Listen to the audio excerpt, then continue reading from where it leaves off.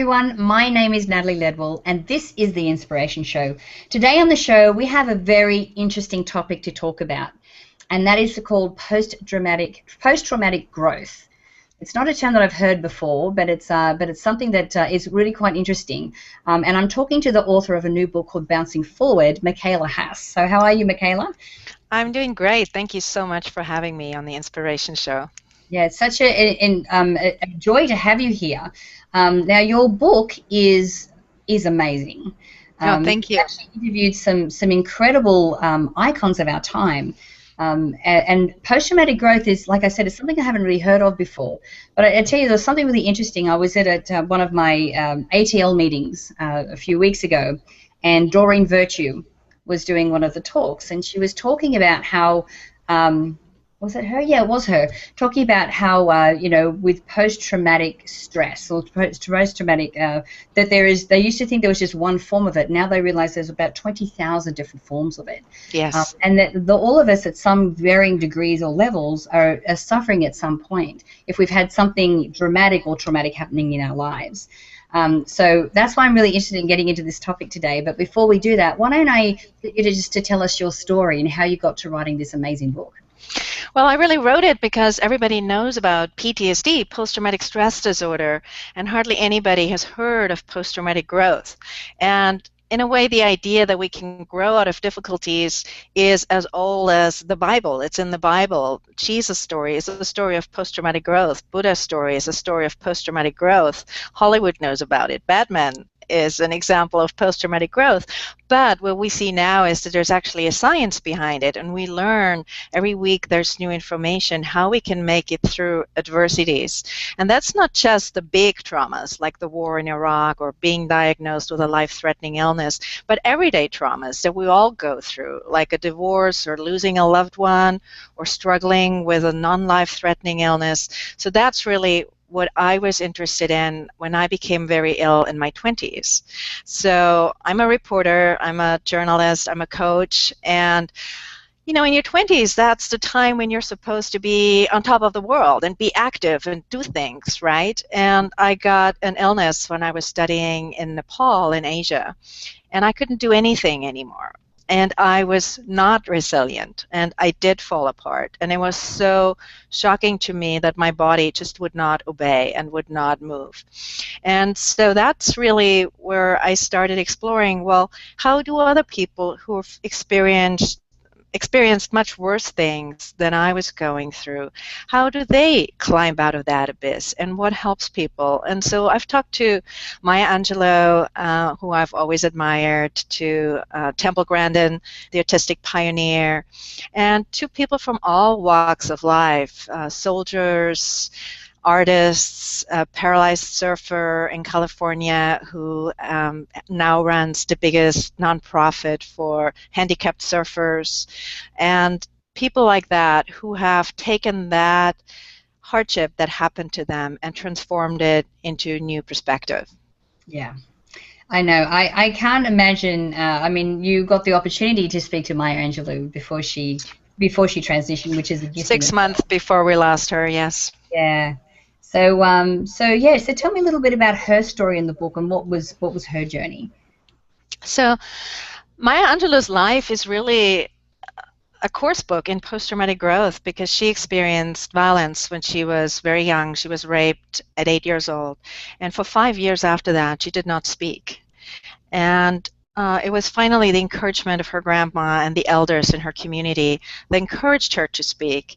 And her book, I Know Why the Caged Bird Sings, is such a testimony to that force that she had in herself and her willingness to encourage other survivors. So that she was able to come out of these experiences of violence into a message of love and forgiveness. That's what I admire about her. And I also have her in the book because so often we think that people who've been abused in childhood or who had a very neglectful childhood, that they will not be able to lead a happy and fulfilled life. And in fact, every single survivor I spoke with thought at first that they would never be happy again. And what I can show, both with the stories of Maya Angelou and the other people I met, and also backing it up with science, is that this is simply not true. there is light at the end of the tunnel, and I can show methods of what helps people to get there. Yeah. So what were the common threads that you saw in each of the stories that you have in your book? I think one thing all the people have in common, and they had that before that accident or that loss happened to them, is willpower. All of them were determined not to give up. One of my friends is in the book, who's a cancer survivor. He calls it let go, but don't give up. So he had to let go of everything as life as he knew it, but he did not give up. And that's a determination that carried them through. And then after the adversity, what I notice is a much greater compassion and a willingness to connect with others. Like the paralyzed surfer, Chesibilower, who I mentioned earlier, before the accident that paralyzed him, it was all about competing. It was about the surfing. And now it's about helping other handicapped kids and adults to get back into the ocean. So he says, if you ask me what helps me, it's helping others. You can always find somebody who's worse off than you are. Go and find that person and reach out and connect. Yeah, absolutely. So we touched a little bit before on the science. So when we're talking about PTSD, there is a certain change that happens in the brain. Mm-hmm. So can you explain a little bit about that and what the shift seems to be with people that are going through post-traumatic growth? Yes. So, of course, it depends on the trauma, but often, like the amygdala in the brain, which is where our fear is based, could be enlarged after a trauma. So that's why trauma survivors often experience anxiety or panic attacks or flashbacks. And one of the things that has actually proven to be helpful is meditation. So even the Army, like when I went to the resilience boot camp of the U.S. Army, I was surprised to find that first thing in the morning, I was there with 180 soldiers in their camo fatigues. First thing in the morning, they meditate. They focus on their breath. They practice mindfulness. They learn to be present. And because the Army has realized, and there are now dozens of studies to back this up, that meditation actually works better with pain than morphine. And it can actually undo some of the damages done by trauma. So for instance, they found that Marines who suffered from PTSD, they were actually much better able to deal with stress and to cope with their symptoms of PTSD after they practiced meditation for only a few weeks, actually. 4 weeks already did the trick where they actually saw changes in the brain. So that's amazing. Yeah, that is incredible, isn't it? I mean, we love meditation and visualization and so forth. And actually, one of the another interview that I did just recently, we were talking about that. And this woman would sit down with her son, and he was born very premature, was labeled special needs. And she's a doctor, so she would do like the affirmations with him and do guided visualizations with him, but seeing his brain firing and seeing his body healing, which was just like amazing, and they did it together as a team. Yes. And within months the specialists were like, I don't even understand, like he's completely healed. I think there are no limits, but you've also mentioned something so important, and that is that they did it together. Because I've learned that nobody can do it alone. Nobody can make it through adversity by themselves, and we need that help and that support and that guidance. But then I believe everybody can grow, and what psychologists have found is that actually as many as 90% of people who've experienced a trauma experience at least one of the aspects of post-traumatic growth. So maybe new appreciation for life or a deeper relationship with others. You kind of find out who your true friends are, or a new spiritual perspective. Like the sergeant who started the resilience boot camp, she started it because of her own experience. She was shot down in the first Iraq War, and this woman who was a physician and very much focused just on the material world, because of this near-death experience, for the first time in her life, did she consider, oh, maybe there is something else outside of this material world that we're looking at. And I've heard that again and again from people. Yeah, it's interesting how something like that can give you a completely different perspective. And does it have to be like a really bad trauma? No? Not at all. What the psychologists who actually coined the term post-traumatic growth, how they define trauma is very different from how it is in the manual, because they say trauma doesn't necessarily have to be something life-threatening.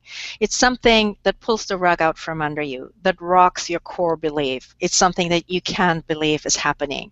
So it could be a divorce, or it could be losing a loved one, or it could be an accident, really everyday traumas. And that's why I think this research is so pertinent for all of us, because none of us go through life without experiencing one or more traumas in our life, right?